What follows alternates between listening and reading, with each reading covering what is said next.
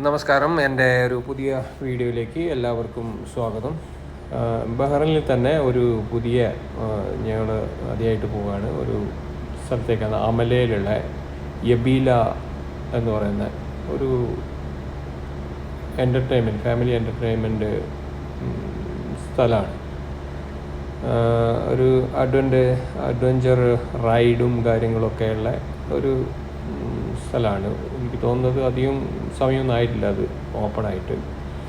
അപ്പോൾ ഇന്ന് അവിടത്തേക്കുള്ള യാത്രയാണ്. ഞാൻ മുമ്പ് സൂചിപ്പിച്ചെന്ന് തോന്നുന്നു, ഞാൻ ഹിദ് എന്ന് പറയുന്ന സ്ഥലത്താണ് താമസിക്കുന്നത്. ഏകദേശം മോറക്ക് ഐലൻഡിൻ്റെ ഒരു ഭാഗം തന്നെയാണ് ഹിദ് എന്ന് പറയുന്നത്. അപ്പോൾ അവിടെ നിന്ന് ആകുമ്പോൾ അസ്രി സിഗ്നലിൽ നിന്ന് ഒരു ഹൈവേ പോകുന്നുണ്ട് സൗദി അറേബ്യയിലേക്ക്. സൗദി കോസ്വേയിലേക്കുള്ള ഹൈവേയിലേക്ക് പോകുന്ന വഴിയാണ് ഈ അമലയിലുള്ള ഈ അഡ്വഞ്ചർ റൈഡ് നടക്കുന്ന സ്ഥലം. യബീല എന്നാണ് അതിൻ്റെ പേര്. എനിക്ക് തോന്നുന്നത് യബീല എന്ന് പറഞ്ഞു കഴിഞ്ഞാൽ നിങ്ങൾക്ക് ചെയ്യാൻ പറ്റും എന്നുള്ള അർത്ഥമാണെന്നാണ് ഞാൻ മനസ്സിലാക്കിയിരിക്കുന്നത്. അപ്പോൾ അവിടത്തേക്ക് പോവാം. ഒരുവിധം ആളുകളൊക്കെ ഈ അഡ്വഞ്ചർ റൈഡ് ഇഷ്ടപ്പെടുന്ന ആളുകളുണ്ട്. അവരൊക്കെ അവിടെ ഇരുന്നു. ഫാമിലികളൊക്കെ, ഒരുപാട് ഫാമിലികൾ ഞാൻ പോയപ്പം കണ്ടത് അധികം അറബിക് ഫാമിലികളാണ്. അപ്പോൾ അവിടത്തേക്കുള്ള യാത്രയാണ്. അപ്പോൾ ഞാൻ പറഞ്ഞല്ലോ, ഈ സൗദി കോസ്വേയിലേക്ക് പോകുന്ന ഹൈവേ ആണിത്. ഈ ഹൈവേയിൽ എനിക്ക് തോന്നുന്നത് രണ്ടാമത്തെ ഫ്ലൈ ഓവറിൽ ലെഫ്റ്റിലോട്ട് പോകണം. ആദ്യത്തെ ഫ്ലൈ ഓവർ എന്ന് പറയുന്നത് ഇസ ടൗണിൽ നിന്ന് മനാമയ്ക്ക് പോകുന്ന സൽമാബാദുള്ള ഒരു ഫ്ലൈ ഓവറുണ്ട്. അടുത്ത ഭാഗത്ത് അൻസാർ ഗാലറി കാണാം. അപ്പോൾ ഇവിടെ ഉള്ള ആളുകൾക്ക് മനസ്സിലായിട്ടുണ്ടാവും ഈ റോഡ് ഏതാണെന്നുള്ളത്. അപ്പോൾ ആ ഫ്ലൈ ഓവർ കഴിഞ്ഞാൽ രണ്ടാമത്തെ ഫ്ലൈ ഓവർ എന്ന് പറയുന്നത് അഹമ്മദ് ടൗണിൽ നിന്ന് ബുദയയിലേക്ക് പോകുന്ന ഫ്ലൈ ഓവറാണ്. അപ്പം നമുക്ക് ആ റോഡിലേക്കാണ് വരേണ്ടത്. ആ റോഡ് വരുന്നത് എയർപോർട്ടിൻ്റെ ഭാഗത്തു നിന്ന് വരുന്ന റോഡ് സീഫ് വഴി ജല്ലാഖിലേക്ക് പോകുന്ന ഹൈവേ ആണ്. രണ്ടാമത്തെ വലിയൊരു ഹൈവേ ആണ്. എയർപോർട്ടിൽ നിന്ന് സീഫ് വഴി ജല്ലാഖിലേക്ക് പോകുന്ന ഹൈവേ. അതിന് ജല്ലാഖ് ഹൈവേ എന്നാണ് പറയുന്നത്. അപ്പം അതിനെ ക്രോസ് ചെയ്തുകൊണ്ടാണ് സൗദി ഹൈവേ പോകുന്നത്. സൗദി കോസ്വേയിലേക്കുള്ള ഹൈവേ പോകുന്നത്. അപ്പോൾ അവിടെ നിന്ന് നമ്മൾ ഈ ഹൈവേന്ന് ജല്ലാഖ് ഹൈവേയിലേക്ക് പോകണം. അപ്പം അങ്ങനെ പോയി കഴിഞ്ഞാൽ പിന്നീട് വരുന്ന ഒരു റൗണ്ട് അബൌട്ട് ഉണ്ട്. അത് ബൂരി റൗണ്ട് അബൌട്ട് എന്നാണ് അതിന് പറയുക. അപ്പോൾ ജല്ലാഖിലേക്ക് പോകുന്ന വഴിയിൽ എനിക്ക് തോന്നുന്നു 2-3 കിലോമീറ്റർ മുന്നോട്ട് പോയി കഴിഞ്ഞാൽ പിന്നീട് ബൂരി റൗണ്ട് അബൌട്ടിൽ നിന്ന് റൈറ്റിലോട്ട് എടുത്തു കഴിഞ്ഞാൽ രണ്ടാമത്തെ റൗണ്ട് അബൌട്ടിൽ നിന്ന് നേരെ പോയി കഴിഞ്ഞാൽ വീണ്ടും നമ്മൾ ഈ പറയുന്ന സൗദി എന്ന് വരുന്ന ഹിദിലേക്ക് പോകുന്ന ഹൈവേയിലേക്ക് തന്നെയാണ് കയറുന്നത്. പക്ഷേ ഈ വഴിയാണ് ഞാൻ പോയത്. അതുകൊണ്ടാണ് ഞാൻ ഈ വഴി പോകുന്നത്. വേറെ വഴി ഉണ്ടോ എന്ന് എനിക്ക് കൃത്യമായിട്ട് അറിയില്ല. എനിക്ക് തോന്നുന്നു ഉണ്ടാവുമായിരിക്കും. കാരണം അവിടെ നിന്ന് തൊട്ടടുത്ത് തന്നെയാണ് ഈ ഹൈവേയിലേക്ക്, വീണ്ടും ഈ ഹിദ് ഹൈവേയിലേക്ക്, സൗദിയിൽ നിന്ന് വരുന്ന ഹൈവേയിലേക്ക് പിന്നെ തിരിച്ചു വരുമ്പോൾ ഞങ്ങൾ അങ്ങനെയാണ് വന്നത്. അപ്പം ഈ അമല എന്നാണ് ഇതിൻ്റെ പേര്. അപ്പം ഹമല എന്ന് പറയുന്ന ഈ ടൗണിൽ നിന്ന് കുറച്ച് പോയി കഴിഞ്ഞാൽ ഹമല എന്ന് പറയുന്ന സ്ഥലത്തെത്തും. അവിടെയാണ് ഞാൻ ഈ പറയുന്ന ബീല എന്ന് പറയുന്ന ഈ അഡ്വഞ്ചർ പാർക്ക് എന്ന് പറയുന്നത്. അത് ഇൻഡോർ ഫാമിലികളൊക്കെ പോകുന്ന ഒരു ഇൻഡോർ ഗെയിമും കാര്യങ്ങളൊക്കെ ഉണ്ട്. അപ്പം ഇങ്ങനെയുള്ള റൈഡിൻ ഒക്കെ നടക്കുന്ന സ്ഥലമാണ്. അപ്പോൾ അവിടത്തേക്ക് ഞാനീ പറഞ്ഞ രണ്ടാമത്തെ ഫ്ലൈ ഓവറാണിത്. അപ്പോൾ ഇതിലേക്ക് കയറി ഞാൻ സൗദി കോസ്വേയിലേക്ക് പോകുന്ന വഴിയിൽ നിന്ന് രണ്ടാമത്തെ ഈ ജല്ലാഖ് ഹൈവേയിലേക്ക് ഞാൻ കയറിയിരിക്കുന്നത്. ഇതിൽ യാത്ര ചെയ്യുന്ന ആളുകൾക്ക് ഒരുപക്ഷെ മനസ്സിലായി കാണുമായിരിക്കും ഇതാണ്. ഇതിപ്പോൾ ഈ റോഡ് ജല്ലാഖിലേക്കാണ് പോകുന്നത്. എനിക്ക് തോന്നുന്നു ഒരു 10-25 കിലോമീറ്ററാണ് ഇവിടുന്ന് ജല്ലാഖ് ഹൈവേയിലേക്കുള്ള ദൂരം. ആ റോഡിലൂടെയാണ് പോകുന്നത്. ഈ റോഡ് മാക്സിമം സ്പീഡ് 120 ഇവിടുത്തെ ബഹ്റൈനിലെ മാക്സിമം ഹൈവേയിലെ സ്പീഡ് എന്ന് പറയുന്നത് 120. കാരണം അധികം ഞാൻ മുമ്പ് സൂചിപ്പിച്ചിരുന്നല്ലോ, ബഹ്റൈൻ എന്ന് പറയുന്ന ഒരു ചെറിയ രാജ്യമാണ്. അടുപ്പിച്ച് ഒരുപാട് ടൗൺഷിപ്പുകളൊക്കെയുള്ള സ്ഥലങ്ങളാണ്. അപ്പം ഹൈവേയും അത് അത്രയും സ്പീഡിലൊന്നും പോകാൻ പറ്റില്ല. കാരണം അടുപ്പിച്ച് നിങ്ങൾക്ക് സിഗ്നലും കാര്യങ്ങളൊക്കെ ക്രോസ് ചെയ്യാനൊക്കെ ഉള്ളതുകൊണ്ട് എല്ലാം ഉള്ള സ്ഥലമൊക്കെ നിബിഡം എന്നൊക്കെ പറയാം. അപ്പോൾ ഞാൻ ഈ സെല്ലാക്ക് ഹൈവേയിലൂടെയാണ് പോയിക്കൊണ്ടിരിക്കുന്നത്. ഇപ്പം ഈ ബൂരി റൗണ്ട് അബൌട്ടിൻ്റെ അവിടെ എത്തിക്കഴിഞ്ഞു. ഹൈവേ ഈ ബൂരി റൗണ്ട് അബൌട്ടിൻ്റെ മുകളിലൂടെ അങ്ങ് പോകുന്നുണ്ട്. നമ്മൾ ഫ്രീ റൈറ്റോട്ട് എടുത്തു കഴിഞ്ഞാൽ ഈ കാണുന്ന റൗണ്ട് അബൌട്ടിൻ്റെ സൈൻ കാണാം അവിടെ. ഇവിടെ നമ്മൾ റൈറ്റിലോട്ടാണ് പോകേണ്ടത്. ഇവിടുന്ന് റൈറ്റ് എടുത്തു കഴിഞ്ഞാൽ രണ്ടാമത്തെ റൗണ്ട് അബൌട്ടിൽ നിന്ന് വീണ്ടും സ്ട്രെയിറ്റ് പോയി കഴിഞ്ഞാലാണ് ഞാനീ പറഞ്ഞത്. സ്ട്രെയിറ്റ് പോയിട്ട് കുറച്ചൊരു 1/2 കിലോമീറ്റർ മുന്നോട്ട് കഴിഞ്ഞാൽ ലെഫ്റ്റ് സൈഡിലാണ് ഈ പറയുന്ന സ്ഥലം. ഒരു റൗണ്ട് അബൌട്ടാണിത്. ഇവിടെയുള്ള ആളുകൾക്ക് ഇപ്പം ബഹ്റൈനെ പറ്റിയൊക്കെ അറിയുന്ന ആളുകൾക്കൊക്കെ ഈ സ്ഥലം ഏകദേശം മനസ്സിലാവും. ഇതൊക്കെ ഈ അടുത്ത കാലത്തായിട്ടൊക്കെ ഡെവലപ്പായി ഉണ്ടായിരുന്നു. ഒരു റൗണ്ട് അബൌട്ട് ഇതൊക്കെ മുമ്പേ ആളുകളൊക്കെ വരുന്ന ഒരു പ്രധാനപ്പെട്ട ഒരു മാർക്കറ്റ് തന്നെയായിരുന്നു ഇത്.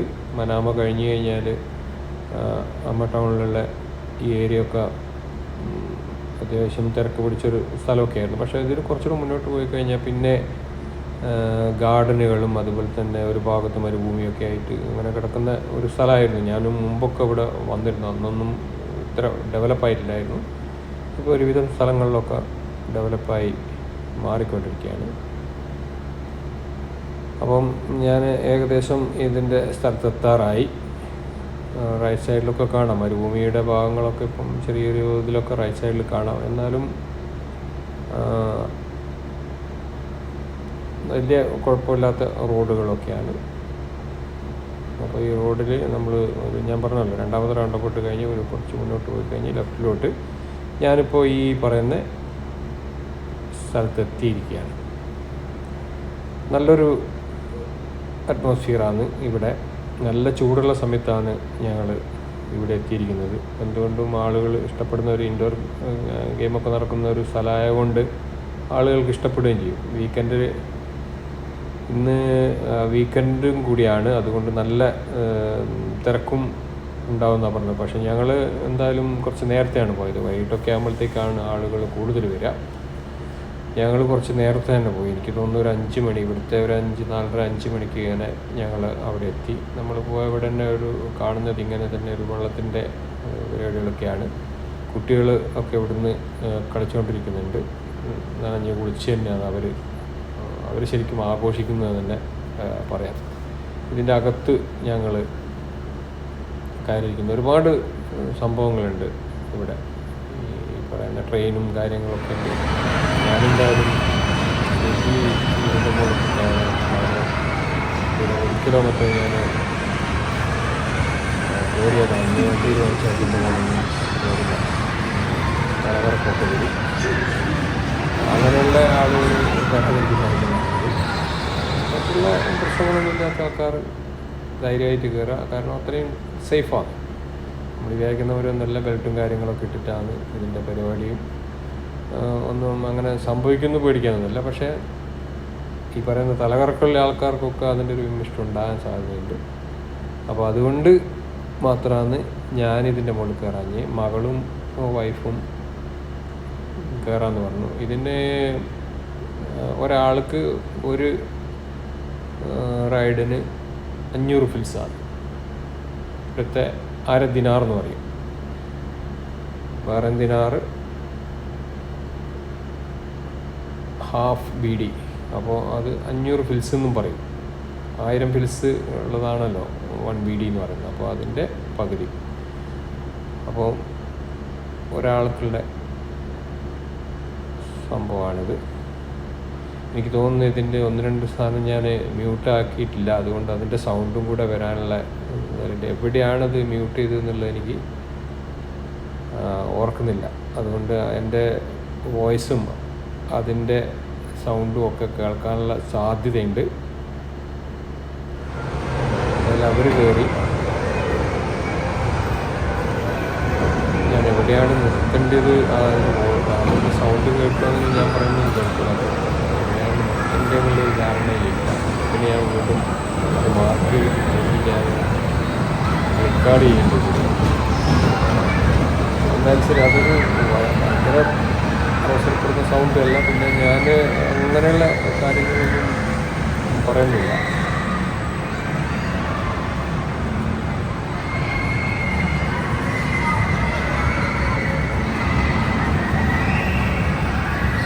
എനിക്ക് തോന്നുന്നത് ഇതാണ് സൗണ്ട് എന്നാണ്. അതുകൊണ്ടാണ് ഞാൻ കുറച്ച് സംസാരിക്കുന്നത് ഉദ്ദേശിക്കുന്നത്. ഏതായാലും അവർ ശരിക്കും എൻജോയ് ചെയ്തു. എല്ലാവരും എൻജോയ് ചെയ്യും, കുട്ടികളൊക്കെ പ്രത്യേകിച്ച് എൻജോയ് ചെയ്യേണ്ട ഒരു സ്ഥലമാണിത്. സൗകര്യം കിട്ടുന്നവർ, ഇവിടെയുള്ള ആളുകൾ ഇവിടെ ഒന്ന് പോകുന്ന നല്ലതായിരിക്കും. 500 വിളിച്ചേ ഉള്ളൂ. 2-3 റൈഡ് നമുക്ക് ഇഷ്ടപ്പെട്ട് തിരഞ്ഞെടുത്തിട്ട് ചെയ്യാം. ഇതിന് അവർ 10BDയുടെ ഒരു കാർഡ് ആണ് ഞങ്ങളെടുത്തത്. അപ്പം നമ്മളത് ഇങ്ങനെ ഓരോ റൈഡ് കഴിയുന്നതിനനുസരിച്ച് അവരവിടെ നിന്ന് കാർഡ് സ്വൈപ്പ് ചെയ്യും. അപ്പം അതിങ്ങനെ കുറഞ്ഞു വരും. 10BDയുടെ ഒരു കാർഡായിരുന്നു ഞങ്ങളുടെ അടുത്തുള്ളത്. അപ്പം നമ്മളിങ്ങനെ നമുക്ക് ചെക്ക് ചെയ്യാം എത്ര ബാലൻസ് ഉണ്ടെന്നുള്ളത് ചെക്ക് ചെയ്യാം. അപ്പോൾ അതിനനുസരിച്ച് നമുക്കിത് യൂസ് ചെയ്യാനും പറ്റും. എന്തായാലും ആർക്കും ഇഷ്ടപ്പെടുന്ന ഒരു സംഭവം തന്നെയാണ് ഇത്.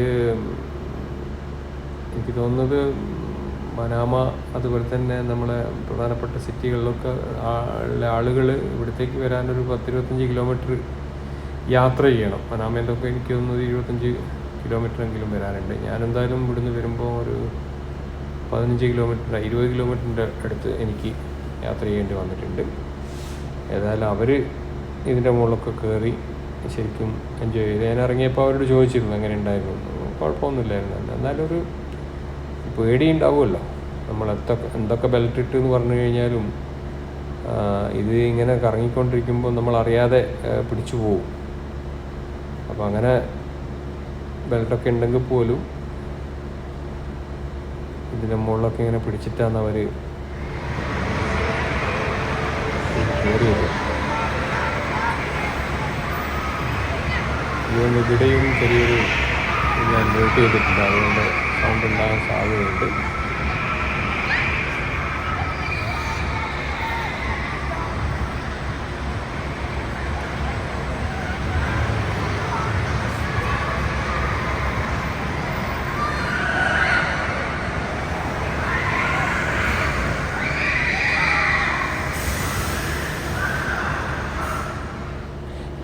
കാണിക്കുന്നത് കുറച്ച് അപകടം പിടിച്ച സംഭവം. അപകടം എന്ന് പറഞ്ഞു കഴിഞ്ഞാൽ ശരിക്കും പേടിയാകുന്നൊരു സംഭവം തന്നെയാണ്.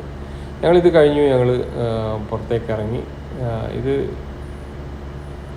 ഇതിൻ്റെ അടുത്ത് കുറേ ആളിങ്ങനെ നോക്കി ഇരുന്ന് പോയി. കാരണം കുട്ടികളൊക്കെ ഭയങ്കരമായിട്ട് എൻജോയ് ചെയ്യുന്ന, ചെറിയ കുട്ടികൾക്ക് പ്രത്യേകിച്ച് അവർ ശരിക്കും എൻജോയ് ചെയ്യുന്നുണ്ട്. ഈ വെള്ളത്തിൻ്റെ ആ ഭാഗത്തൂടെ ഇങ്ങനെ ഓടിക്കളിക്കുന്നു. ഇടയ്ക്ക് ഈ വെള്ളം ഇങ്ങനെ പൊങ്ങുന്നതും അതിൻ്റെ ഇതൊക്കെ ആസ്വദിക്കുന്നു. അപ്പോൾ എബീല അതാണ് ഇതിൻ്റെ പേര്. അപ്പം തീർച്ചയായിട്ടും